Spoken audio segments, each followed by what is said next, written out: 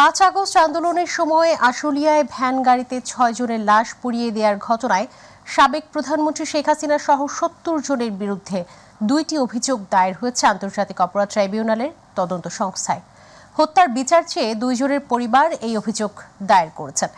এ নিয়ে ট্রাইব্যুনালে গণহত্যার অভিযোগ জমা পড়ল ১৫টি। নিয়ম অনুযায়ী এসব অভিযোগ যাচাই বাছাই শুরু হয়েছে।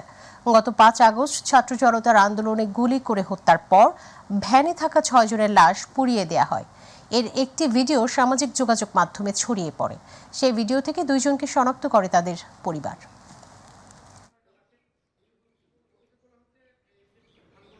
আশুলিয়া থানা এলাকায় গত ৫-৮-২০২৪ তারিখ পুলিশ যে ৬ জনকে গুলি করে হত্যা করে লাশ পুড়িয়ে দিয়েছিল, তাদের মধ্যে একজন হচ্ছে শহীদ সাজ্জাদ হোসেন সজল।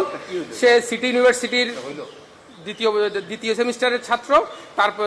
তার মৃত্যুর ঘটনায় তার মা মোসাম্মদ শাহিনা বেগম বাদী হয়ে একটা অভিযোগ দায়ের করেছেন। এবং অন্য আরেকটি ঘটনা, একই ঘটনায় অন্য আরেকজন ভিকটিম, যার নাম হচ্ছে আসাবুর, সে আশুলিয়া থানাধীন শাহিন স্কুলের ১০ম শ্রেণীর ছাত্র। তার পক্ষে তার ভাই বাদী হয়ে আন্তর্জাতিক অপরাধ ট্রাইব্যুনালের তদন্ত সংস্থায় অভিযোগ দায়ের করেছেন। এই ২ অভিযোগে টোটাল সাবেক প্রধানমন্ত্রী, সাবেক স্বরাষ্ট্রমন্ত্রী, সাবেক আইজিপি সহ মোট ৭০ জনকে আসামি করা হয়েছে।